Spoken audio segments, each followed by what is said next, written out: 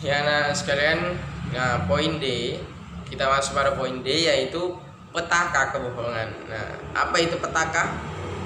Nah, di dampak yang kita dapatkan ya. Petaka itu salah satu dampak yang kita dapatkan ketika berbuat bohong. Sebagaimana telah dijelaskan di atas, betapa berartinya sebuah kejujuran, karena kejujuran akan membawa pada kebaikan dan kebaikan akan membawa pada surganya Allah. Nah, sebaliknya betapa berbahayanya kebohongan, karena sebuah kebohongan ini akan mengantarkan pelakunya tidak dipercayai oleh siapa? Tidak dipercayai oleh orang lain. Nah, ketika seorang sudah berani menutupi kebenaran, menimbun kebenaran, bahkan yang menyelewengkan kebenaran untuk tujuan yang jahat, baik itu tujuan pribadinya, tujuan kelompoknya, tidak mengutamakan yang banyak, tapi karena ego kelompok dan ego sendiri, ia telah melakukan kebohongan. Kebohongan yang dilakukannya itu telah membawa kepada apa yang dikhianatinya. Jadi orang yang telah melakukan kebohongan akan membawa kepada apa yang dikhianatinya itu. Nah, di sini dalam Quran surah Al-Imran yang artinya dalam ayat 161 itu yang artinya barang siapa berkhianat, niscaya pada hari kiamat dia akan datang membawa apa yang dikhianatinya. Kemudian setiap orang akan diberi balasan yang sempurna sesuai dengan apa yang dilakukan dan mereka tidak dizalimi. Jadi orang yang berkhianat, berbohong, berdusta, kelak akan terbongkar tentang kebohongannya. Nah, itu ya anak-anak sekalian.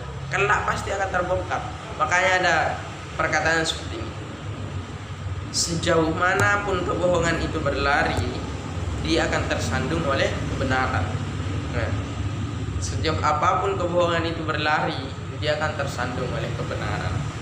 Jadi walaupun kita berbohong, kelak pasti akan terungkap kebohongan itu, pasti akan terungkap kebohongan itu, dan kita pasti akan mendapat balasan yang setimpal.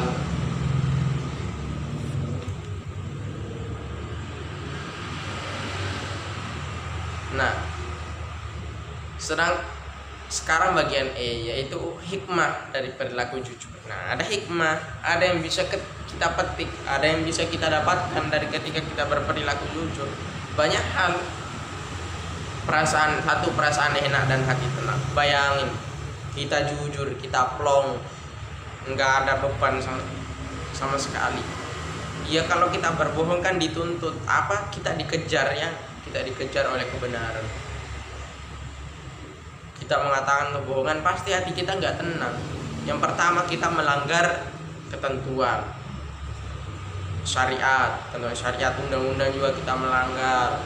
Bayangin apalagi kita berbohong di suatu kasus yang besar, permasalahan yang besar, pasti takut, kegelisahannya juga besar. Ya, orang yang berbohong itu akan takut, pasti akan takut karena apa? Takut karena kebohongannya nantinya bakal diketahui. Nah, itu yang pertama. Yang kedua, mendapatkan kemudahan dalam hidupnya. Jadi orang yang jujur ini mendapatkan kemudahan dalam hidupnya. Bagaimana? Dia sering dibantu oleh orang. Bayangin kita sering berperilaku jujur, mengatakan yang sebenarnya, kita pasti dipercaya oleh orang. Ketika kita dipercaya oleh orang, orang tidak akan segan-segan membantu kita. Makanya tidak akan mempertimbangkan banyak hal lagi, karena kita jujur, kita mengatakan yang seadanya, yang realitas yang ada. Kemudian yang ketiga, selamat dari azab dan bahaya. Nah, ini yang harus kita tanamkan, bahwa Allah pasti memberikan kemudahan kepada kita yang jujur, dan gak mungkin Allah memberikan azab dan bahaya kepada orang-orang yang jujur. Kalaupun itu ada, misalnya kebakaran, padahal kita sering jujur ya, kebakaran rumah.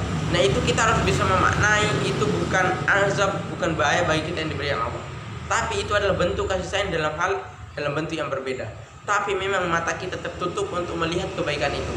Sering mata kita tertutup untuk melihat bahwa kebakaran itu adalah wujud murka Allah kepada kita.